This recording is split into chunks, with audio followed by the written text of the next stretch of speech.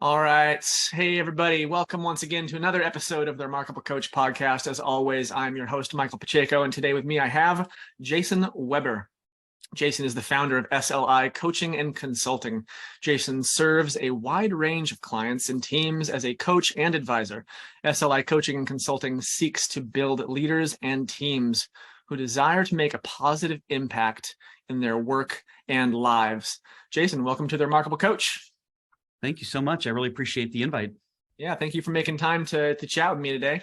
As always, I like to open the podcast by inviting our guests to just tell us a little bit more about yourself in your own words and what got you into coaching. Yeah, so I have been in the leader development kind of field for the last 12 plus years, and it really was a career change. I was at a point in my career where I wasn't finding that joy and that satisfaction. And, it was through a conversation with a mentor who said, if you could do anything kind of at this point, what would you do? And for me, it's really the people development side, and that could mean a lot of different things. And so I made the decision and was fortunate to have an opportunity to start out as a staff development employee. And, over the last several years, I've worked my way up. And, coaching has been, within the last several years, and I've been able to do it both internally with the organization that I work with, but then primarily been able to focus externally, working with a wide range of clients from the executive level all the way down to those individuals who aspire to become leaders someday, or those who recently have become leaders and really want to gain a better understanding of how to establish a team. I do a lot with teams. That's really my passion area of being able to, take a team. As I will say with people, I love teams that are in conflict, because what a great opportunity to come in and provide that support to guide them through whatever those challenges may be, to create that most effective environment for them. You say you like coming in if there's team conflict. Are you more like this is not a perfect metaphor, but are you like the plumber that comes in when there's water spraying everywhere, or do you work preventatively with teams as well, or what's your sweet spot there? Yeah, and that's actually a great analogy, right? But teams that are really struggling to kind of take that next step.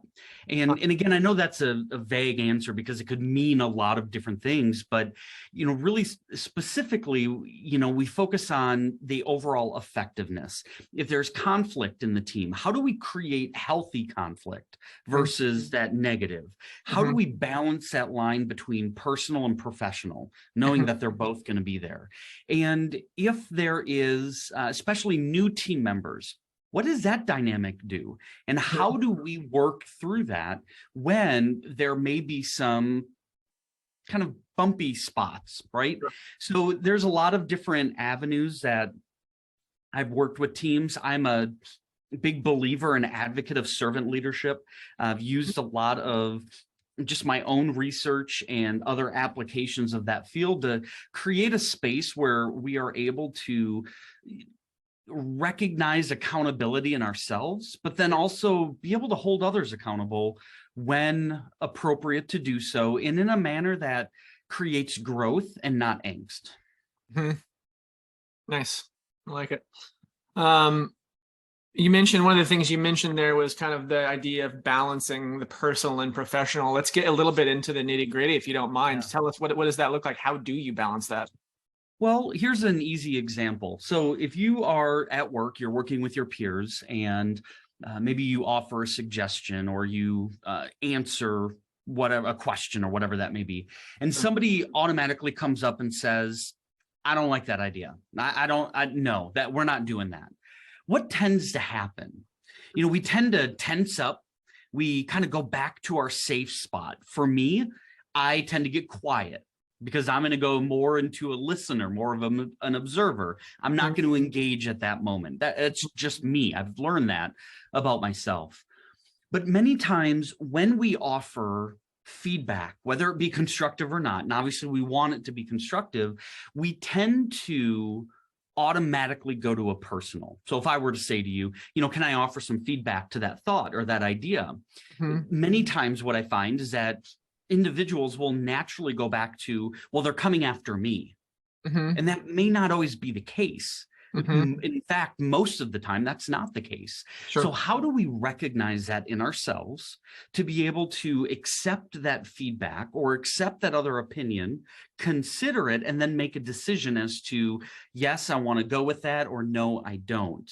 But really, it's helping individuals that when we're creating that environment of accountability, of ownership, of responsibility, that we're doing so through a work lens. And that when we're evaluating and kind of considering the work that we're doing, it's through a professional lens, not a personal lens. Because if it's personal, then that's a separate issue, and we need to figure that one out. I tell teams all the time, I'll hear from individuals that say, well, but I don't like somebody on my team. And to be honest, my response is, I don't care. Because we don't have work rules that say you must like everyone on your team. But we do have work rules that say you must treat each other professionally and respectfully. So there's a difference there. And how do we identify and acknowledge that so that we can keep our team moving forward and not become derailed when there is this back and forth between points of view? Yeah, that's interesting. So what do you do in a situation where, team members may seriously not get along? Because that's, that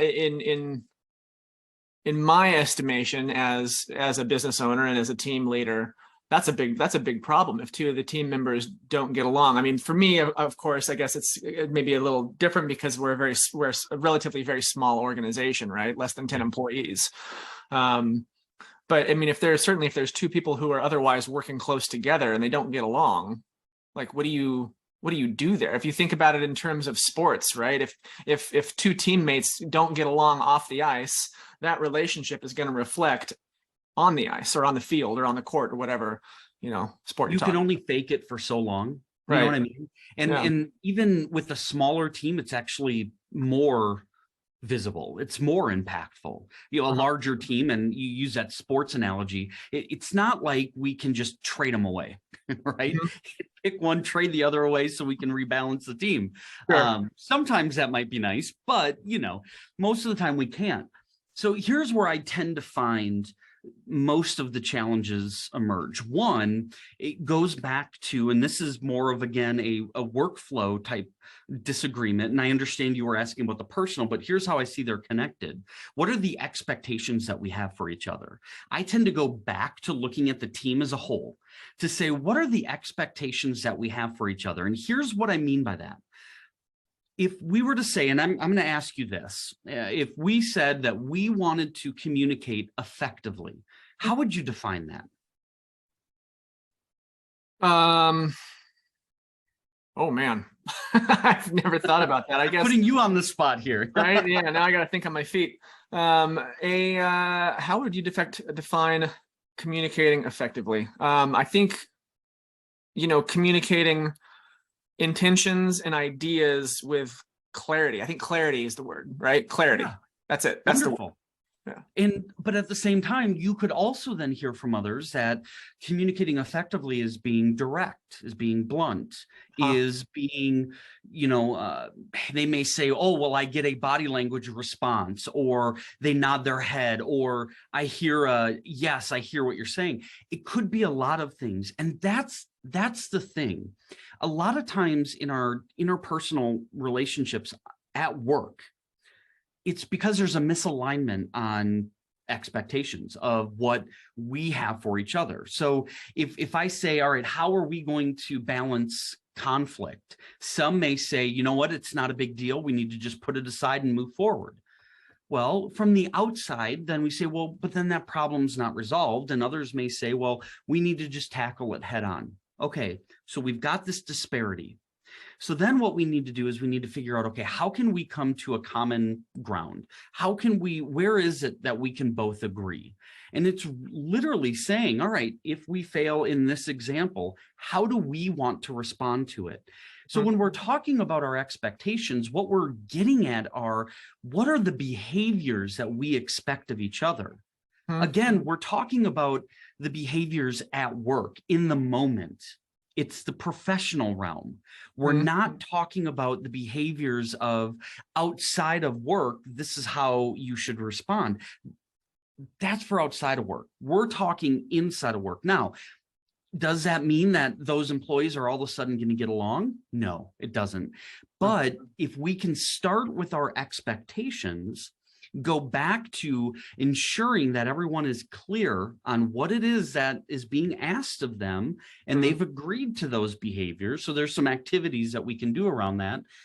Then as a leader, it gives you that opportunity to keep it professional. Meaning, if I need to have that accountability conversation, listen, you and I, we had discussed, even as a team, that we were going to approach the situation in this manner. What I observed was this. How do we need to move forward? Do we need to clarify? Do we need to, and what we're doing is then we're naturally creating it to where this isn't personal because we agreed that this is how we wanted to respond to it. You're not doing that. What do we need to do then? And it encourages that continuous conversation. It goes, then, you think, is that the goal where everyone gets along? I don't know, maybe for some teams it is. And if that's the case, then we can talk other topics such as emotional intelligence, psychological safety, kind of all of that, right? On how we can create that environment. How do we appropriately respond? So again, it's a rabbit hole. When we talk about this, is we can go a lot of different directions, but I think, you had said clarity. And I think ultimately that's where we need to go is, do we still have clarity around what's expected when we're in this space? Yeah. And that's kind of the overarching theme that I'm taking away from that, and you said it a couple times, is setting expectations and making sure expectations are communicated with clarity. And that, I know what's expected of me, you know what's expected of you. And if we can meet those expectations or, maybe exceed them, then things go well, right? This is a lesson that I have learned again, right? This is, I don't think you learn it once. You learn it time and time again over the course of your lifetime. But this past summer, we had some, transparently, we had a couple little bumps in the road with some new clients that we were onboarding. And the reason why, we didn't set expectations as well as we could have in that first phone call. Yeah. And it was like, okay, so then we went back through and we looked at our SOPs and our processes, and we looked at our slide decks, and we're like, okay, where can we make changes here so that the next client that we onboard is going to be smooth as silk, expectations will be set, and everything will go smoothly. I think that's a great one for any kind of team, any kind of relationship, right? It's not just teams, it's just relationships. Well, and I think too, when one of my favorite questions that I ask a team right out of the gate is, if there was one thing that we could improve on the team, and I only want one answer, there's one thing, what would that be? And 98% of the time, and I can say that confidently, at least with those that I've worked with, it's communication. It's the easiest to identify, yet it's the hardest to align. And, it makes sense when we think about how we were all brought up, the different experiences that we've all had in our life. It makes sense why that's a challenge, and which is why we have to be overly intentional. And, as some would say, as the leader, we have to be that chief reminding officer, right? Where we're constantly reminding of, remember, this is what we're doing. Remember, this is what we're doing, to try and keep that understanding going. And keep people in alignment, make sure everybody's rowing the boat in the same direction. 100%. How do you recommend your clients do that? You have to have weekly standing meetings and like, those, there's certain bullet points that are gone over every meeting, check-ins, that kind of thing, or? Yeah, and there's several different key ways that we do that. I recently have been going back to the questions that we ask and working with the clients on what type of questions are you asking, because they may be saying, I'm not getting the information that I need. Okay, well, let's look at the questions you're asking. So, we can look at that route. You had mentioned your SOPs, kind of your procedures. Maybe that's a route that we need to consider as well. Do individuals have clear understanding about what, and this kind of goes back to the expectations. Do people have an understanding of what those processes are? Because if they don't, then that kind of adds some, okay, well, that makes sense while they're not doing it. It could be weekly check-ins. It could be, every team is a little bit different, especially now that we're seeing so many more higher levels of hybrid work environments, remote work environments, and even those that are in person. It really depends. It's fine. Let's find what works. I've worked with a variety of teams where one of my favorites, they said, well, we need you to help us communicate better. We need you to help us kind of get things back together. And I said, okay. And they said, but you got 5 minutes. That's all we can give you. And I'm like, oh, well, sure. Right. I mean, isn't that always the challenge, just trying to get time. But again, you adapt to what you have, right? And I think as coaches, that's what's required of us. We need to be able to be adaptable and be flexible. So instead of me saying, all right, I'm going to make it about me and come in and do this training and be in front of people, I'm jumping behind the scenes. And instead, what I'm going to do is I'm going to give you, the leader, a question sheet, right? And I want you to start focusing on this so we can pull what you need and we'll build on it. So so much of it is, let's be as flexible as we can. Let's be willing to try different things. I'm very much a type of person where, well, let's try it. I mean, let's see. There's only one way to know if this is going to work. Sometimes it works, sometimes it doesn't. So, yeah. So with the understanding then that it's not necessarily formulaic and that every team is a little bit different, what are some common or very effective questions that you have identified? What are some questions that you have identified as being very effective to reach these results? Yeah. And I think this is one, considering our audience here of being coaches, what are we trained to do? Is we're trained to provide those open-ended questions. We're trained to ask those. I'm going to stop you there real quick, Jason. A lot of our listeners also are kind of peak performers and managers, business owners that listen in, because there's, we interview coaches like you that are giving tips and useful tips and tricks for leadership. So it's a mixed bag, but yeah, go ahead. Thank you for that. Yeah. But again, what I would say is it's the open-ended curiosity type questions. So, I work with a lot of leaders around the idea of conversational intelligence. And that actually comes from an author, Judith Glaser, who has a wonderful book out there on it. But we talk about the different levels of communication. The many different ways that we can approach it. And are we approaching it where we are more closed off? Many leaders and many individuals that I've worked with, they are wanting to go into team meetings, wanting to go into these events where they're trying to get information, and they want to control the space. They want to be able to be the one out front to give the ideas and give that, because they feel like that's my role. Sure. Instead, let's scale it back a little bit. And why don't we ask those questions of, maybe here's the challenge that we have in front of us. What are some ideas that we could potentially come up with? Of those ideas, what do we like? What don't we like? What barriers, what challenges do we see? But so it's really being that open-ended and that ability to pull that information out of our team members, because we got to remember a huge disconnect that we see, especially with executives, is getting the information from those frontline workers, right? And we see a big disconnect there. We have that opportunity to create the environment where that is the norm. by asking those questions. What are you seeing? What are the challenges? What are the barriers that we might not be considering? And so being able to help change our language to all right, if we went this way, what are the challenges that you see? And I'll say, a common opposition that I hear to this is, I don't have the time. But it doesn't take a lot of time, because if I were just to simply go into a meeting and say, all right, so this is what I would like to get some feedback on. So I want to open it up. What are your thoughts around that? Takes a couple minutes, right? And then, okay, let's get back to business. But where can we find those areas to open up to get that additional feedback from our employees?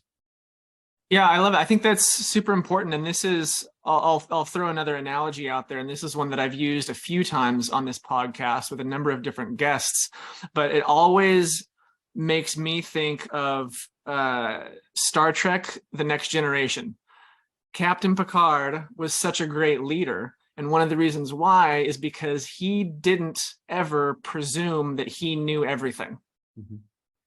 He was the captain of the ship, and he would hold conferences with his team leaders, the engineer, the doctor, security chief, right? All of his different people. And he would ask them, like, what do you think? What do you think? What do you think? And he would gather the key information and then make a decision based on the intelligence of people with boots on the ground, essentially, right? And that's kind of what you're talking about with that disconnect between the C-suite and frontline workers who have their noses in it day to day. And I think it's, what type of culture do you want to have in your organization? And that is a question that I will ask leaders all the time. What kind of culture do you want? Do you value your employees' feedback? Do you value their approach or how they do that? I mean, you've brought them on board for a reason.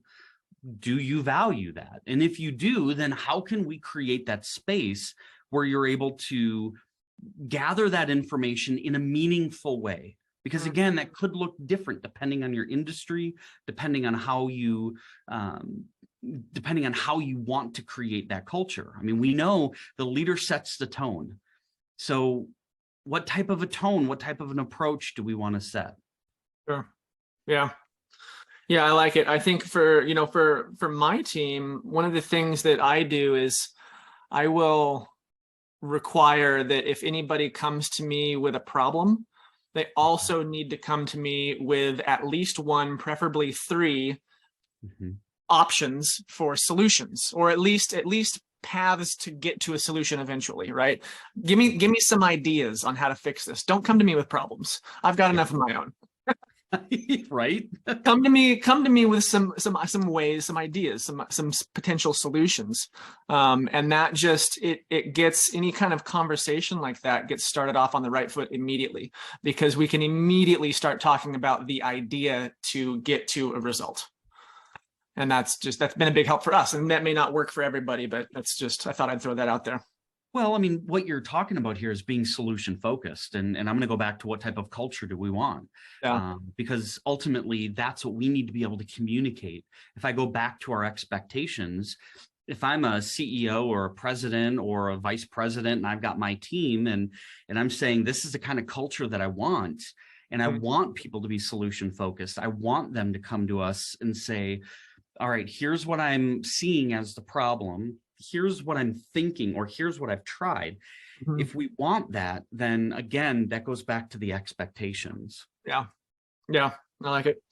I want to circle back a little bit here, Jason, and talk about your clients. Who specifically are your client? Who is your ideal client? I know you said you work with a broad range of people, but do you have, an ideal client, and who are they? Yeah, so I would say, those that are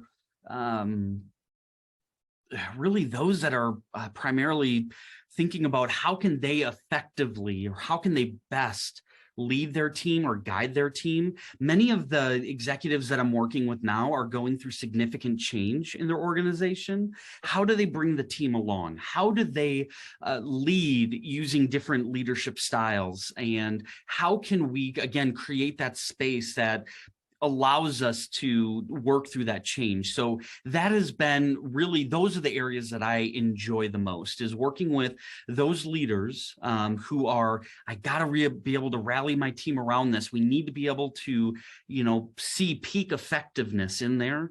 Those are the clients that I, again, enjoy working with. And what are we talking about in terms of company size, team size, that kind of thing?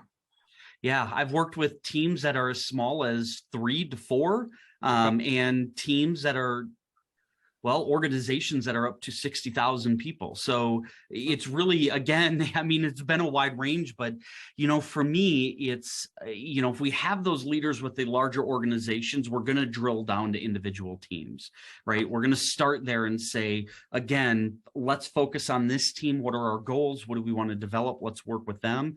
And then we can move on to others. I mean, we do need to be targeted in how we're approaching it. One of the tools that I leverage the most is a team effectiveness questionnaire.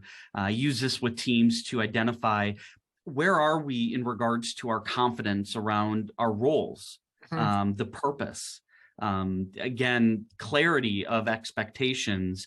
Where are we in regards to outcomes? How are we in collaboration? So there's a questionnaire that I use with all of my teams. It gives us a baseline. And then from those domains, it's up to the team to say, hey, this is where we want to start. And then we can break down to individual statements that lead to behaviors that they're either struggling with, or maybe they're not struggling. They just want to improve them. And so that's been one of the avenues that I've utilized, with current teams. Okay. So it sounds, yeah. So just to clarify, make sure I understand, you're working primarily with point teams and not necessarily, for example, the executive suite and how that might trickle down into bigger teams, or is that?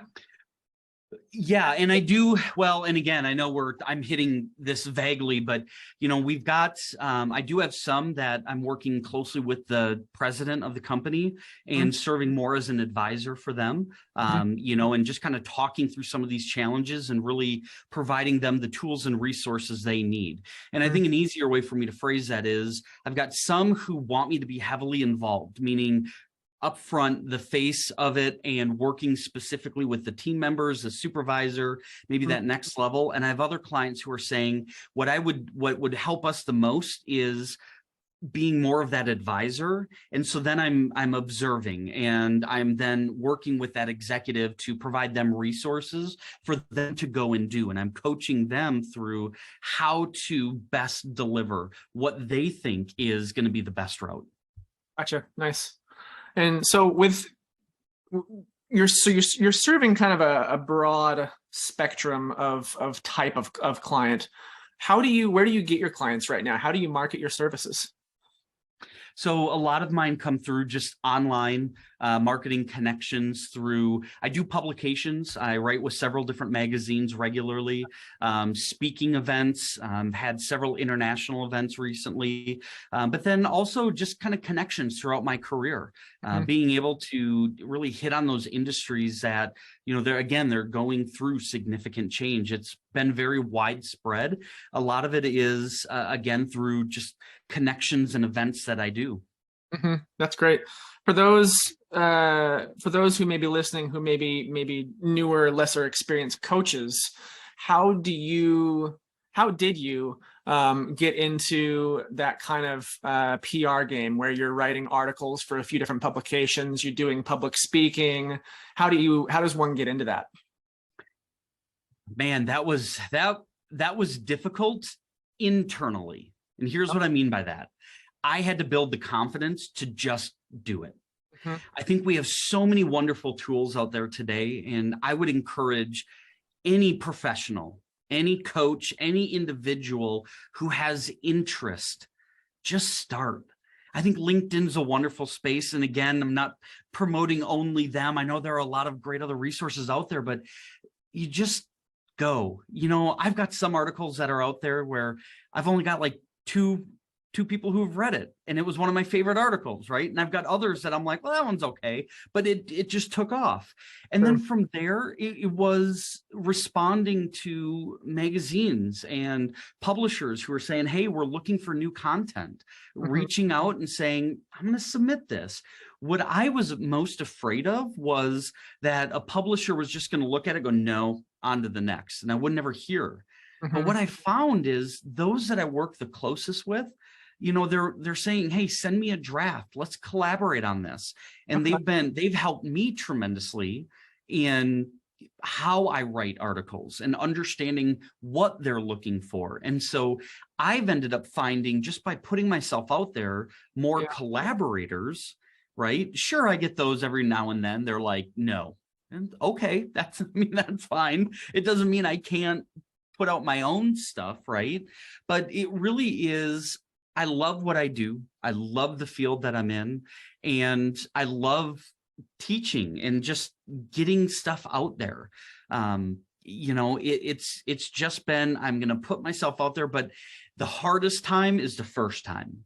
But I think once you get over that, and maybe that's not the best way to put it, but I think once we can overcome that, then, it really becomes far more enjoyable, especially now that, I have SLI coaching. I can put it under there to say, yeah, this is what you're going to learn. This is what you're going to find. And, it's just really been a lot of fun for me.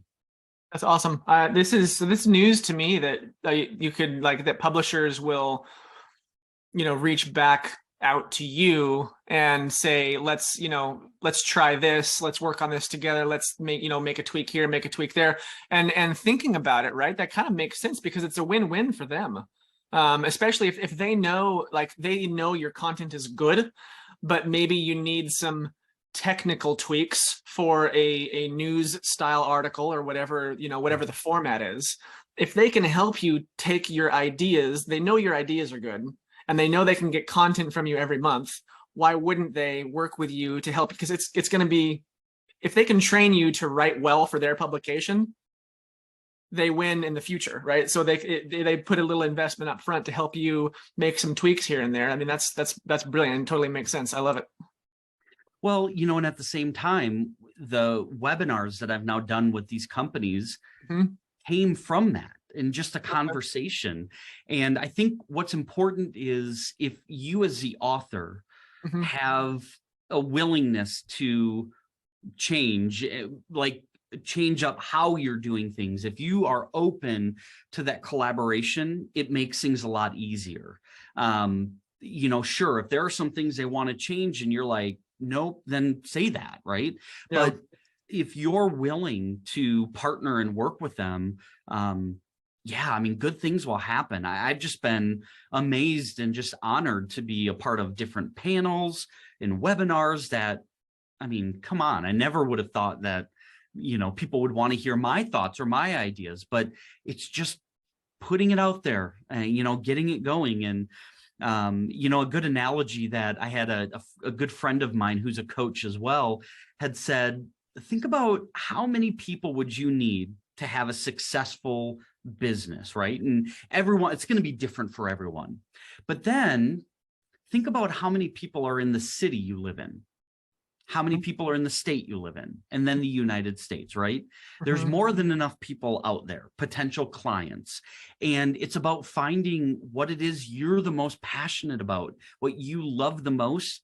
And then through that is where you're going to start finding those people who, see things the same way, and they love it just the same way, and they need that. So, don't ever think that your content isn't going to be valuable, because you never know, right? You never know what is going to strike a chord for somebody and help them. Yeah, that's brilliant. So just your suggestion is just get started. Take that imposter syndrome, shove it into the closet, bury it with stuff, and just do it. Make it happen. Just do it once. Absolutely. And again, it's the ability to put yourself out there. Some people really enjoy doing videos. I love doing podcasting, so I do it for my work. I do it for SLI. I don't have to, but I do because I enjoy through that medium, right? So find what you love Mm-hmm. and just start, Mm-hmm. and it will naturally evolve the way it needs to. Yeah. Imperfect action is better than inaction. Exactly. That's great, Jason. Tell me, what does a typical engagement with you look like? Are you working with clients on a monthly retainer type basis? Do you have like a 3 or a 6 month program? Yeah. So I will always, compatibility with the client is top for me. Mm-hmm. I want to be able to meet with a potential client. We'll, of course, talk goals, what they want to get, but then I want to make sure that the client and I have a good chemistry. I do have a large coaching network. I don't know if this is normal or not normal, but I have no issues referring somebody to somebody else who I think may be a better fit for them, right? Because ultimately, if a client comes to us, they're looking for support in some area. I want to ensure that they're successful, right? So I want to first spend some time getting to know you at that point. For one-on-one executive coaching, I recommend no less than 3 months. Just that's been my best practice and what I've seen in the research and just through my training with the ICF or the International Coaching Federation. No less than 3 months. All of my clients right now are on a 6-month or a 1-year engagement. And so I generally will do packages in that sense. I find if we do the package route versus a session by session, I get higher levels of engagement, higher levels of commitment, versus just doing all right, let's do one session and then I'll let you know if I need you. So generally that I do also offer speaking for either keynote or session breakouts for conferences. And then for teams, I will also come in and work with teams again on a set schedule where we would administer the team effectiveness questionnaire. It only takes a few minutes to do. We'll look at the data collectively as a team and then build our engagements from there. Nice. Yeah, I tend to agree from my experience in interviewing almost 90 coaches now on this podcast. That 3 months seems to be a good minimum for C-suite level or just business leadership in general. Any less than that, and it seems like you're not really quite. You might start to walk in the right direction, but you're not quite gonna get there. Yeah. What sort of things did you struggle with when you first started coaching? Wow, confidence. I have no problem admitting that, right? I mean, think about the work that we're doing and what people are trusting you with, right? Sure. So I think really getting into my comfort zone, it was about also figuring out what type of a coach did I want to be. Don't go into this. My advice for anyone is don't go into this and say, I want to be a coach and I'll coach anyone. You're going to struggle in that sense. What is your niche? What is it that you want to do? Know who to say yes to and who to say no to. It is okay if you say no to a client, and that's only been for the better of both of us. So I think, once I figured out and got comfortable with, all right, really, as I'm looking at my clients, as I've gotten more comfortable with knowing who I am and what I can provide, it's realizing that, I adhere and I follow a lot of the servant leadership methodology in that thought process. And I need to know that our clients are going to be people focused and they're people centered. So I may not be the right fit for some of them. For teams, again, what are their goals? Where are their pain points that they know they want to go? And if they don't, let's explore that. But there needs to be a willingness and a drive to be able to move forward. So I would say, again, who do you want to be as a coach? What contributions do you want to offer into this vast field that's out there? Yeah, there's a lot of opportunities for specializing in different things. And if you're just going out there to help everyone, you're probably not really going to help anyone because no one's going to resonate with that. Exactly. And I think that's kind of the beauty of it, right? Is with coaching and I see it on just through my own connections with different coaching organizations and online is I think it's so wonderful to see, hey, everyone, I'm a coach and I focus specifically on this type of a client. That's wonderful because then when I come across that, I can go, hey, I'm not the person. but that one might be, right? Right. And so let's focus on, and I think that's just a huge advantage because, we know with anyone that we all need different things. I know I resonate with some people, I don't with others. That's okay. But I want to be able to support and help to make sure that you're getting the, whatever it is that you need. Yeah, you just mentioned, right, that you resonate with some and not others, and that's okay. I would argue that not only is that okay, that's actually a good thing.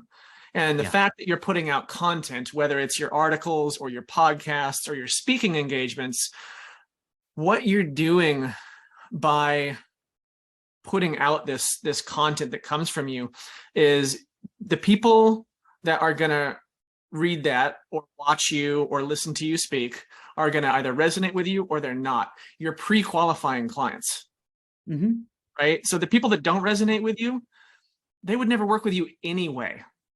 So exactly.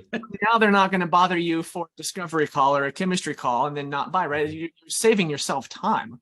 And what you're doing is you're finding the people that do resonate with you, the people that, they're able to, especially with video or speaking engagements, right? This podcast here is a video podcast. So people are going to be able to not only hear what you have to say, but if they go and watch the video on YouTube, they can look at your mannerisms, the way that you talk, they'll hear what you're speaking passionately about.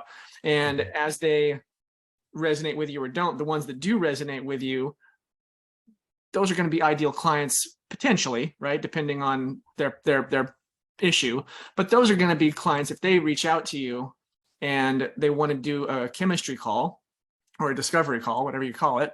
They're the ones who are more likely to pull the trigger and buy anyway. It's great. It's great marketing and it's great relationship building, right? It's all about the relationships. Well, one of the things that I love doing the most is building, leader programs in addition to all of this. But in my, Monday through Friday, 9 to 5 job, I focus specifically on building leader programs. And just earlier today, I was working with a leadership foundations group, and we were talking about influence. And really the key asset and the key thing that it comes back to is understanding people, right? All of this is about relationships and how we can connect. Maybe we're not a good fit now, we might be later. Right. Sure. And regardless, it's not about do I like versus don't I like. It's, what type of value add can we give to each other so that, they're reaching the success that they want to see. Yeah. And I think that's part of the resonance that we were talking about, right? If someone resonates with you, it's not only necessarily because, maybe they like your personality, but they also like what you're saying. Yeah. Right. The content of what you're saying, it helps them in some way. You're doing that, that value add, you're giving them value ahead of time. I think it's super important. I think that's a smart way to market and run a coaching business. I really do. Jason, tell us about some big wins that you've had with some of your clients. Yeah, so one of them was actually a recent example. There was a team that I had been working with. I was asked to come in and work with, and they had experienced significant turnover. They were turning people over like it was crazy. And it was because of a culture. There was a lot of infighting. There was a lot of disagreement about how things should be done. When I started working with the team, I had asked them about their goals. And that very first session was difficult because they were just like, this is the way it is. And, from my viewpoint, I'm like, no, but it doesn't have to be, right? And we can control this. So by the second engagement with them, we started to have some more forward-thinking conversations. We started identifying some goals and then started moving them in the direction of what is it that we expect of each other. We're together during this time. We might as well understand what it is we expect of each other. We still went through some turnover, but instead, what we ended up doing was when we're hiring, let's hire to the expectations we have for each other. So let's consider that and how we're bringing people aboard. Let's move forward a year forward. And just the other week, I was meeting with them and I asked them, I said, how are you? How are you as a team? They haven't turned over one person in the last 6 months. Nice. Their effectiveness and the profit from the team is the highest it's ever been. And ultimately what it is they have been able to become comfortable with saying, this is what we expect. Either you're doing it or you're not. And how can we work through this so we can move forward? The dynamics in that team. When I first walked in, it was one of those teams where you're like, ugh, I don't want to be here. I don't want to be a part of this team. But now you walk in and individuals are talking. Now, I'm not saying that team is perfect. They have their challenges, they have their struggles, but they're able to overcome them a lot quicker because they have a common understanding of what's expected. So that's one example. Another example is I had a CEO that was going through a pretty significant change in the organization, and they were really struggling. They had a new team come aboard, but they were really struggling with how to connect with them. Again, after about 6 months, we were starting to see some changes, and it was an awareness. And that's really what it was. It was developing an awareness, helping them through their lens, develop an awareness of what their team needed. There was an assumption that was holding them back, but yet once we were able to overcome that, again, we started seeing significant progress moving forward. And in this industry in which they're in, there's going to be some hard years coming up, but yet, they are now able to look at it and say, but now I have the confidence that we're going to be able to get through this. We can start collectively looking forward instead of me having to come up with it and then try and get their buy-in. And we're now able to do it as a collective. So those are two examples that, stand out to me as of recent. Nice. I like it. I'm going to be cognizant of the time here. We're coming up on the hour. Is there anything that you would like to chat about that we have not had an opportunity to touch upon yet? Yeah, I've spent quite a bit of time talking about, the expectations and all of that. But, I've mentioned servant leadership a few times, and I've had many people say, what is that? Like, what would that look like in an organization? And I think the way that I would phrase it and how I phrase it to everyone else is, it's an opportunity for us to build effective working relationships. I think it's important for us to understand, what is it that we are wanting? What is it that we're needing from our peers? If we break down an organization, what is it? It's just simply a group of people. I mean, really, we're working towards a common goal. We're hired to do specific tasks, but we're just people. So we have to be able to figure out, and we can leverage servant leadership through assessing, how are we caring for those that we are responsible for. Servant leadership is not about letting go of what I want to give everyone what they want. Instead, it's about being able to hold individuals to a common goal, hold them accountable so that they too can grow and inspire and themselves become, contributors, positive contributors to the world around us. There's always going to be challenges. How do we respond to that? That's the big thing. Are we going to respond in a manner where woe is me and everything's negative? Or can we look at it and say, okay, this is a challenge in front of us. What do we need to do to overcome it? Because we can. I mean, that's when we look at an organization that's been in business for a week, they've overcome challenges, right? And so, how is it that we can keep the optimistic look, not the, oh, everything's got to be happy and wonderful and great, but let's be optimistic with it. And so a lot of the servant leadership is, how do we build effective working relationships where we're sincere, we're genuine, and we truly do care about those around us, that they're successful just as much as we want to be successful. Servant leadership is essentially in service of not only the organization, but the team members individually, right? And their growth, their health from a holistic standpoint, professional, personal, all of that. Yeah, and it doesn't negate an org structure. I have a role. I have people who report to me. We have a responsibility for the organization, but that doesn't mean I can't still care and make sure that they have the support and the resources they need, that they have, again, kind of fill in the blank. And so, yes, there are those rigid structures in which we operate. But then what happens in between that, that's where I think we have a ton of potential in regards to building quality workplace relationships, where we'll see higher levels of engagement and commitment. Yeah, I like it. I like it. Jason, what are 3 books that you recommend your clients read? You want all your clients to read these 3 books. What are they? I'll tell you, I'm looking at my bookshelf now because I've just have so many of them.